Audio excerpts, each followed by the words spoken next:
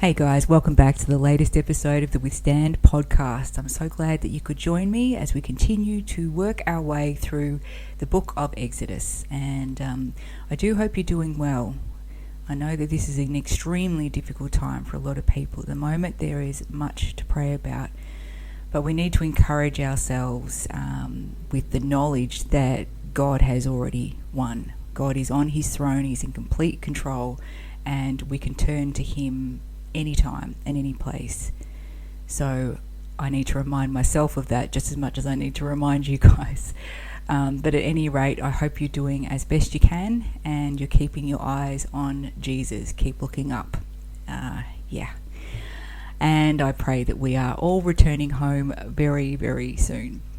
With that said, let's continue our journey through the book of Exodus, and this is chapter 21. This is God's word. Now these are the judgments which you shall set before them. If you buy a Hebrew servant, he shall serve 6 years, and in the 7th he shall go out free and pay nothing. If he comes in by himself, he shall go out by himself. If he comes in married, then his wife shall go out with him. If his master has given him a wife, and she has borne him sons or daughters, the wife and her children shall be her master's, and he shall go out by himself. But if the servant plainly says, I love my master, my wife, and my children, I will not go out free, then his master shall bring him to the judges. He shall also bring him to the door, or to the doorpost, and his master shall pierce his ear with an awl, and he shall serve him forever. And if a man sells his daughter to be a female slave, she shall not go out as the male slaves do. If she does not please her master, who has betrothed her to himself, then he shall let her be redeemed. He shall have no right to sell her to a foreign people, since he has dealt deceitfully with her. And if he has betrothed her to his son, he shall deal with her according to the custom of daughters.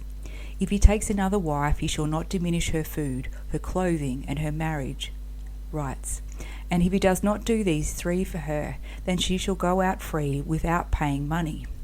He who strikes a man so that he dies shall surely be put to death. However, if he did not lie in wait, but God delivered him into his hand, then I will appoint for you a place where he may flee. But if a man acts with premeditation against his neighbour to kill him by treachery, you shall take him from my altar, that he may die.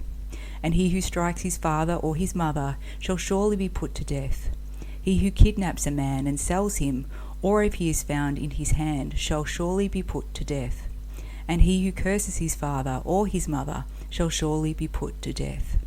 If men contend with each other, and one strikes the other with a stone or with his fist, and he does not die but is confined to his bed, if he rises again and walks about outside with his staff, then he who struck him shall be acquitted. He shall only pay for the loss of his time, and shall provide for him to be thoroughly healed. And if a man beats his male or female servant with a rod, so that he dies under his hand, he shall surely be punished. Notwithstanding, if he remains alive a day or 2, he shall not be punished, for he is his property. If men fight and hurt a woman with child, so that she gives birth prematurely, yet no harm follows, he shall be surely punished accordingly as the woman's husband imposes on him, and he shall pay as the judges determine. But if any harm follows, then you shall give life for life, eye for eye, tooth for tooth, hand for hand, foot for foot, burn for burn, wound for wound, stripe for stripe. If a man strikes the eye of his male or female servant and destroys it, he shall let him go free for the sake of his eye. And if he knocks out the tooth of his male or female servant, he shall let him go free for the sake of his tooth. If an ox gores a man or a woman to death, then the ox shall surely be stoned, and its flesh shall not be eaten. But the owner of the ox shall be acquitted. But if the ox tended to thrust with its horn in times past, and has been made known to his owner, and he has not kept it confined, so that it has killed a man or a woman, the ox shall be stoned, and its owner also shall be put to death. If there is imposed on him a sum of money, then he shall pay to redeem his life, whatever is imposed on him. Whether it has gored a son or gored a daughter, according to this judgment it shall be done to him. If the ox gores a male or female servant, he shall give to their master 30 shekels of silver, and the ox shall be stoned. And if a man opens a pit, or if a man digs a pit, and does not cover it, and an ox or donkey falls in it, the owner of the pit shall make it good. He shall give money to their owner, but the dead animal shall be his. If one man's ox hurts another's, so that it dies, then they shall sell the live ox, and divide the money from it, and the dead ox they shall also divide. Or if it was known that the ox tended to thrust in the time past, and its owner has not kept it confined, he shall surely pay ox for ox, and the dead animal shall be his own. This is the word of the Lord.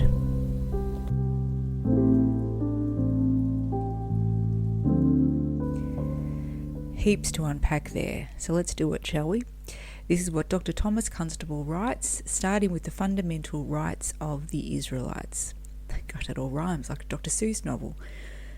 It is very important to note that various law codes already existed in the ancient Near East before the giving of the Mosaic Covenant, as I have mentioned previously. These included the laws of the Akkadian civilization, located in Mesopotamia, in the 20th century BC, for example, the laws of Eshuna. There were also the laws of the Sumerian civilization in the 19th century, for example, the Code of Lipit Ishtar. Moreover, the laws of the Babylonian civilization, which followed in the 18th century, for example, the Code of Hammurabi, still existed, as did others. People living in the Near East at the time of the Exodus in the 15th century BC knew these laws and lived by them, more or less. Continued use of Hammurabi's collection was possible for well beyond a millennium, since it was not a detailed code demanding constant amendment, but was merely a list of key decisions whose precedents might be considered eternally valid. The Mosaic Covenant presupposes this cumulative body of legal literature. It was not given as a comprehensive legal system to a people living without any laws. Rather, it was a series of instructions that God gave, as Israel's king suzerain, for his people to govern their behaviour in certain specific matters. This fact explains why the Torah, literal meaning instruction, that is the law of Moses, does not contain fundamental instruction in many basic areas of law, such as monogamy. The instructions in the law of Moses confirmed certain existing laws, cancelled other laws, and changed still others for the Israelites as the will of God for them. Moses revealed the laws that followed, and analogically, on the basis of the association of ideas. Analogical thinking has been more characteristic of Eastern cultures, and rational or logical thinking more typical of Western cultures throughout history, generally speaking. The ordinances in these chapters were not laws in the usual sense of that word, but actually the rights of those living within Israel. The Book of the Covenant was Israel's Bill of Rights. A selection of judgments is provided as a sample of the divine judgments which Moses gave the people. A total of 42 judgments is given. The number 42 apparently stems from the fact that the Hebrew letters in the first word of the section and these add up precisely to the number 42. And just a sidebar too, guys, my understanding is when you donate blood outside of the body has a shelf life of 42 days. And I remember that because there was a campaign on it from the Red Cross blood unit, or whatever they call it here in Australia. Blood lasts outside of the body for 42 days before it can be unfortunately thrown away if it's not donated. Anyway, I digress. There may also be a desire to have 7 laws for each of the 6 days of work. This suggests that the laws in chapter 21 to 23 are to be understood merely as a representative selection of the whole Mosaic law. It is not an attempt at a complete listing of all the laws. The purpose of the selection was to provide a basis for teaching the nature of divine justice. By studying specific cases of the application of God's will in concrete situations, the reader of the Pentateuch could learn the basic principles undergirding the covenant relationship, whereas the 10 words provided a general statement of the basic principles of justice which God demanded of his people. The example selected here further demonstrated how those principles or ideals were to be applied to real-life situations. Teaching the laws to the entire people is practically unparalleled in the ancient world. Perhaps slavery laws lead the list in the Book of the Covenant because the Israelites had just recently escaped slavery in Egypt. The ancients practiced slavery widely in the Near East. These Mosaic laws protected slaves in Israel better than the laws of other nations protected slaves in those countries. Why did God permit slavery at all in Israel? Slavery as a social institution becomes evil when others disregard the human rights of slaves. God protected the rights of slaves in Israel. The Apostle Paul did not urge Philemon to set his slaves Onesimus free, but to treat him as a brother. As amended by the Torah, slavery became indentured servitude in Israel for all practical purposes, similar to household servanthood in Victorian England. Biblical law deals with two types of bondsmen: Israelite or Hebrew slaves, who are really indentured servants, and full permanent slaves, who were foreigners. Mosaic law provided that male slaves in Israel should normally serve as slaves no more than 6 years, and then go free. In other nations, by contrast, slaves often remained enslaved for life, but under the code of Hammurabi, slaves were to be set free after 3 years. We should read verse 4 with the following condition added at the end of the verse: unless he pays a ransom for them. That this is a possible interpretation of the text is clear from the instructions regarding the redemption of people that follow. Presumably female as well as male slaves could experience redemption from their condition at any time. We can then conclude that Exodus 21 owes nothing to non-biblical law. Rather, it is a statement of belief about the true nature of Israelite society. It should be made up of free men. Economic necessities may lead an Israelite to renounce his true heritage, but his destiny is not in the end to be subject to purely financial considerations. Exodus 21 is no ordinary humanitarian provision, but expresses Israel's fundamental understanding of its true identity. No matter how far reality failed to match the ideal, that ideal must be reaffirmed in successive legislation. So in gradually worsening economic conditions, both Deuteronomy and the Holiness Code in Leviticus reiterate it. It is the male Israelite's right to release, which explains why the laws of slavery head that legislation which sought to come to terms with Israel's newfound statehood, with all its consequent economic problems under the United Monarchy. The Code of Hammurabi decreed that the master of a rebellious slave could cut off the ear of that slave. So the condition of the ear, whether intact, pierced, or missing, evidently marked the status of a slave in the ancient Near East. By boring the ear with an awl against a door or doorpost, the master symbolized that the servant was permanently attached to the house. My goodness. Betrothal of a female. Females did not enjoy as much freedom as males in the ancient Near East or in Israel. They were subject to the fathers or husbands in authority over them, as well as to God. Verses 7 through 11 describe a girl whom her father sells as a slave, for marriage, not for slavery.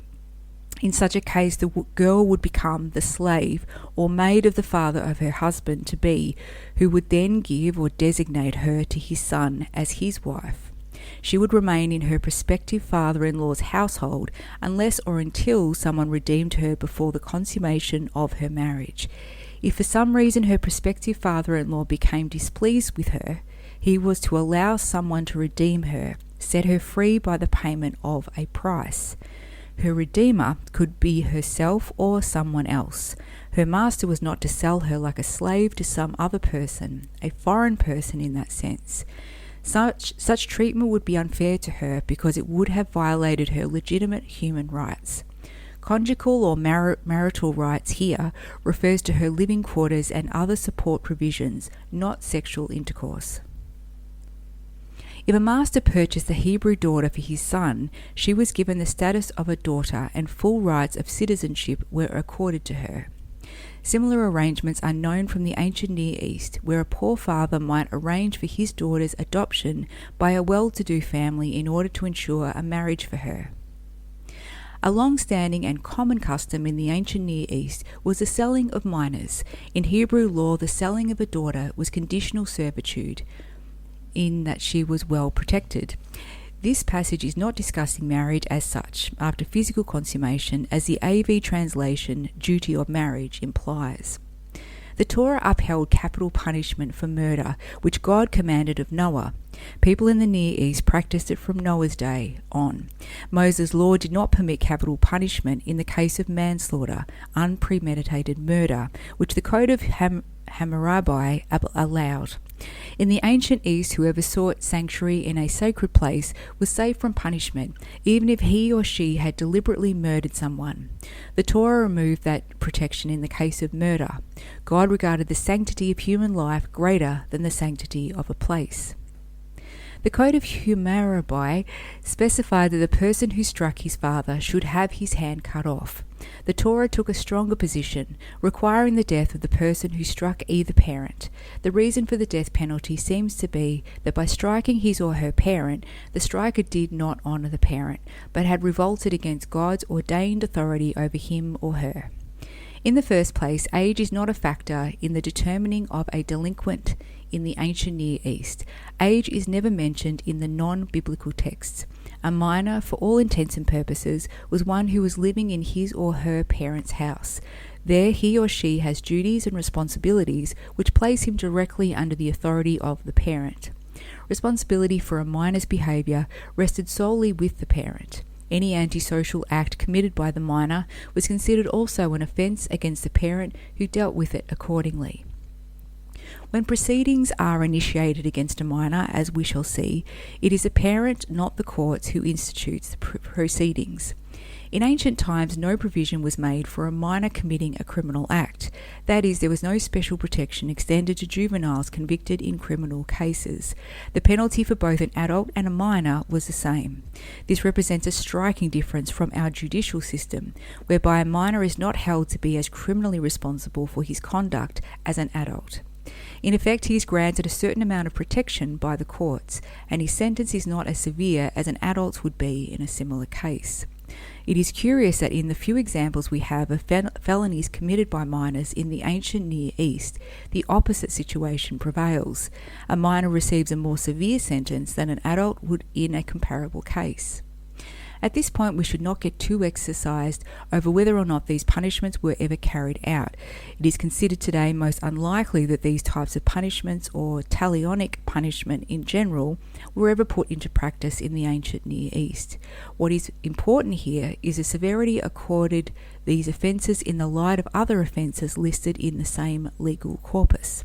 It is most significant that in both cases, the assault is against a parent. Assault against another person would subject the minor to a lesser penalty. In Mesopotamian law, a minor striking someone other than his parent would not have his hand cut off. Depending on his status, he would be fined or flogged. Likewise, in ancient Israel, he would be fined and not subject to the death penalty. Thus, we have a situation where striking a non-parent makes one subject to regular criminal laws, but striking a parent makes one subject to a juvenile delinquent law which carries a more severe penalty. Kidnapping was also a capital offence, as was cursing, verbally dishonouring one's parents. The Code of Hammurabi prescribes the same punishment for kidnapping. However, its injunction applies only to an aristocrat who had been taken. The Hebrew laws is not class conscious, applying to all people. Verse 15 deals with a criminal offence, but verse 17 describes a civil offence. Marcus went on to distinguish this type of offence as follows. Turning now to non-criminal acts, civil or status offences, we review the salient points of the modern definition of a juvenile delinquent as one who is incorrigible, ungovernable, or habitually disobedient. The operative word in most modern definitions is habitual.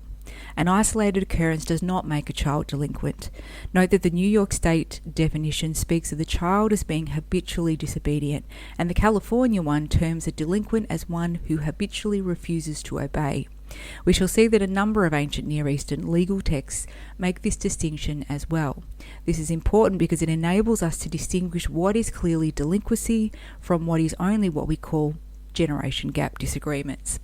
The ancients were well aware of this generation gap between parents and children. The Code of Hammurabi described or prescribed the cutting out of the tongue of the youth who repudiated his parents. Whoa. All of the crimes in verses 12 through 17 were worthy of death. They were very serious in God's eyes. They either violated a basic right of a human being created in God's image, or they were expressions of rebellion against God's revealed authority in the home, the basic unit of society. Life, in essence, is the property of God. The possession of it is leased to human beings for a number of years. This lease can be extended or contracted in accordance with God's will. When a man arrogates or takes arrogantly to himself the right of ownership in the life of human beings and interferes with the right of enjoyment of life by taking it away, that is, killing it, he has violated one of the essential laws of God and therefore forfeits his own right to the possession of life. Most cited 5 ordinances in this section, as was true in the preceding one. The Torah made no distinction in the penalty assessed based on an aggressor's intentions. Striking another person was wrong regardless of the reason for doing so. The inferior Hammurabi Code adjusted the penalty by permitting the assailant to pay less damage if he claimed no intent to cause injury. As was true of other people, slaves also enjoyed protection from murderers. However, the slave owner likewise experienced protection from execution if his punishment of a slave was not the direct cause of the slave's death. In such a case, the law regarded the loss of the slave as sufficient punishment of the master. Laws protecting slaves from assault by their masters are unique in the ancient Near East. Manslaughter of an unborn child carried a fine. The reason seems to have rested on the 2 assumptions. First, accidental killing is not as serious a crime as deliberate killing. Second, a fetus, though a human life, does not have the same status as a self-sufficient human being. The most significant thing about abortion legislation in biblical law is that there was none. It was so unthinkable that an Israelite woman should desire an abortion that there was no need to mention this offence in the criminal code. There you go. Pro-abortion advocates frequently appeal to this verse to support their claim that a fetus is not a person, and therefore abortion is not murder. One example of this follows. In other words, if you cause the death of the fetus, you merely pay a fine. If you cause the death of the woman, you lose your own life. Thus, the Bible clearly shows that a fetus is not considered a person. If the fetus were considered to be a person, then the penalty for killing it would be the same as for killing the woman, death. Abortion, then, is not murder. And can I stress again, guys, as a sidebar, Dr. Thomas Constable is not writing that. He's merely paraphrasing pro-choice people and what they tend to argue with relation to that particular verse. And he continues, however, other scriptures present the fetus as a person, a fully human being. Amen. This was a prevailing opinion in the ancient Near East as well. In contrast to other ancient Near Eastern law codes, the Torah made no differentiation on the basis of the woman's social class. It treated all women equally. Also, only the man who caused the injury to the woman was liable, not other members of his family who could suffer punishment for his offence, and often did, in other ancient Near Eastern societies. Principles explained elsewhere in the Torah determined the amount of penalty the guilty party had to pay. God intended the eye for eye provision to limit punishment rather than to give free rein to it. The law of retaliation became common in the ancient Near East. It sought to control the desire to take revenge in someone who had only suffered a minor injury but wanted to take major revenge. For example, a man might want to kill the person who beat up his brother. God forbade such excessive vengeance among his people and was limiting their actions so that they would only exact equal compensation for offences committed against them and no more. This law of the talion for a long time thought to be a more primitive kind of penalty, the reflection of a barbaric law form, has been shown by more recent comparative studies to be a later development designed to remedy the inevitable abuses made possible by monetary payment for physical injury. It is one of the cruel features of the lex talionis, as applied outside the Mosaic law, that if the real murderer cannot be reached, the avengers of blood have a right to kill any other member of the family, then any relation, no matter how remote, and finally any member of this blood confederation. According to Numbers 31, it is only from a willful murderer that it is forbidden to accept ransom, payment in place of punishment. This implies that in all other instances the taking of a ransom is permitted. This being so, the meaning here in our paragraph of the expression life for life is that the one who hurts the woman accidentally shall be obliged to pay her husband the value of her life if she dies, and of her children if they die. The Code of Hammurabi also prescribed that the punishment for a crime should fit the crime and not exceed it. In contrast to verse 27, the Code of Hammurabi prescribed that in a case of bodily injury to a slave, the offender had to pay the slave's master half the price of the slave.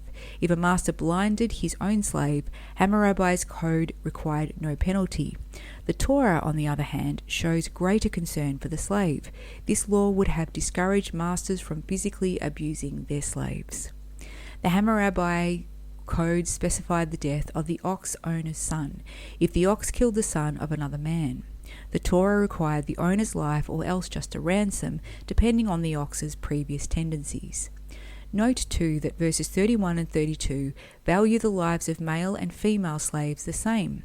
The value of an adult slave under the Torah was 30 shekels of silver. Under the Code of Hammurabi, it was 1/3 of a mina of silver, about 17 shekels. A shekel weighed 2/5 of an ounce. The ox also died by stoning. With this law, God was teaching his people that they should view even slaves as created in his image. The goring ox is a typical example of death caused by cattle or domestic animals. The fate of the ox gives clear evidence of the theological principle of the subordination of the animal world to human sovereignty. That the fatal goring of one ox by another required only compensation shows the relative insignificance of the animal-to-animal relationship. The pit causing accidental injury or death represents a typical case of damage caused by an inanimate object or natural danger. The specific cases in these verses doubtless served as precedents for other similar cases. Mischief done in malice is a great transgression, but mischief done through negligence is not without fault. I have been astonished at the recklessness with which wells and pits are left uncovered and unprotected all over this country. For example, ancient Canaan. It argues a disregard of life which is highly criminal. I once saw a blind man walk right into one of these unprotected wells. He fell to the bottom, but as it was soft sand, he was not so much injured as frightened. The law concerning cattle or oxen that fight is the same as one in the laws of Eshuna, a 20th century BC Akkadian law code, but the Torah differentiated between an ox that gored habitually and one that did not, in the case of one ox goring another. Thus the Torah showed higher regard for the rights and responsibilities of individuals. According to the Code of Hammurabi, beg your pardon, I think I might have skipped ahead. No, that's right. Okay, so that brings us to the end of the commentary notes for chapter 21, and we'll pick up with the moral principles in our next episode, guys. Link for these will be in the show notes.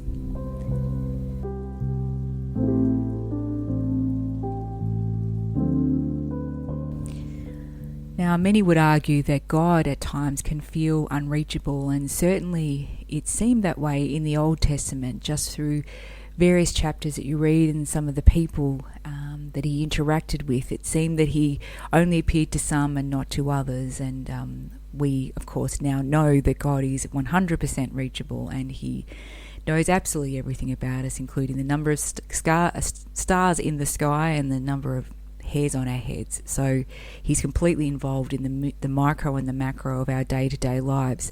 So today's daily devotion is titled Reachable, and it's based on Proverbs chapter 3 verses 5 to 6. Trust in the Lord with all your heart and do not lean on your own understanding. In all your ways acknowledge him and he will make your paths straight. And Dr. Charles Stanley writes, God's will can seem grand and unreachable, can't it? After decades of hearing believers talk about their struggles, I've realized 2 reasons people get so frustrated with the Christian life. Either they don't understand the nature of the will of God, or they don't know how to find it. And if you don't comprehend those 2 things, you may feel insecure and directionless in your walk with Jesus. However, take heart today that God is committed to your success. The Lord is dedicated to helping you experience Him, the purposes you were created for, and the full expression of your potential. That means His will for you is not unreachable. In fact, He is constantly communicating it to you. If you set your heart to love and seek Him, He will take you there. So today, don't take the frustrating path of trying to guess God's mind. Rather, seek Him. Trust Him to disclose His plans. Obey Him, and He will direct your course. And he prays, Lord, I want your will and set my heart to obey you. Reveal your will and your ways to me so I may walk in your perfect path. Amen. Guys, until next time, if there is a next time, and I know I keep saying it, but I am so homesick for heaven. But of course, there's still much work to be done and still much to pray for. So until next time, I pray for each and every one of you. I hope you are keeping well, you're keeping your eyes on the Lord. Take care, everyone, and Maranatha, as always.